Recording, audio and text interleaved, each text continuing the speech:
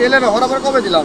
অফারের কথা বলি নাই, তেলের অভাব নাই। পাবলিকে নিয়ে নিয়ে মাসুদ মনে হয় আর ভালো হবে না। আমরা বাইকাররা সবচেয়ে বিভ্রান্তিতে থাকি হলো তেলের দাম নিয়ে, কারণ আমাদের প্রচুর ঘোরাঘুরি করতে হয়। এত ঘোরাঘুরির মধ্যে তেলের দামটা বাড়তি থাকলে আমাদের কি যে একটা বাড়তি প্রেসার পড়ে তা বলে বোঝানোর মতো না। আন্তর্জাতিকভাবে তেলের দাম কমতে শুরু করেছে, কিন্তু আমাদের বাংলাদেশে এখনো তেলের দাম কমেনি। কয়েকদিন আগে ইরান ইসরায়েলের যুদ্ধ নিয়ে কি একটা অবস্থা গেল, কত বাড়তি দামে আমাদের তেল কিনতে হচ্ছে। এখন কয়েকদিন আগে তেল পাই পাই করে পাওয়া যায় না, পাম্পে পাম্পে ঘুরতে ঘুরতে আমরা যখন শেষ হয়ে গেলাম। পাম্পেলারা ঠিকই জানতো বাংলাদেশে তেল পর্যাপ্ত আছে, কিন্তু তারা আকাশসাজি করে তেলের দাম বাড়িয়ে দিল। এখন তো পাম্পে তেলের অভাব নাই, কিন্তু বিশ্ববাজারে যখন তেলের দাম কমেছে তাদের কি উচিত না এখন তেলের দাম কমানো? তারা আগারও খাচ্ছে, গুড়ারও খাচ্ছে। এখন সব মিলিয়ে বাড়তি মুনাফা কাকে বলে?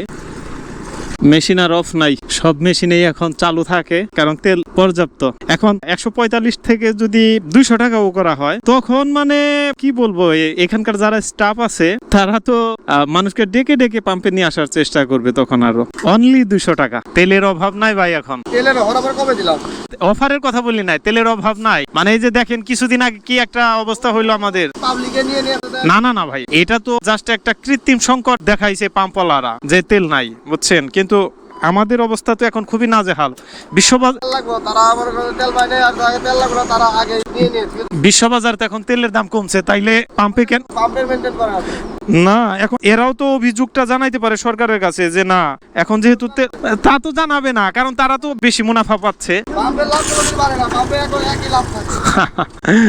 না রে ভাই, পাম্পওয়ালাদের কি একটা দুর্নীতি। এখন কোনো সিরিয়াল নাই। হ্যাঁ, সিরিয়াল বলছে তেল নেওয়ার সিরিয়াল।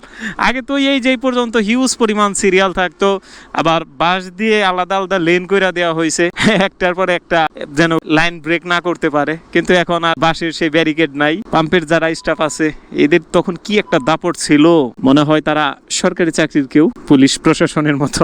এখন তেল খুব ইজিলি নেওয়া যায়। যাই হোক, তেল নিয়ে তারা তেলবাজি করুক। এখন আমাদের দাবি একটাই, তেলের দাম কমুক, আমরা বাইকাররা ঘুরে ফিরে একটু শান্তি পাই।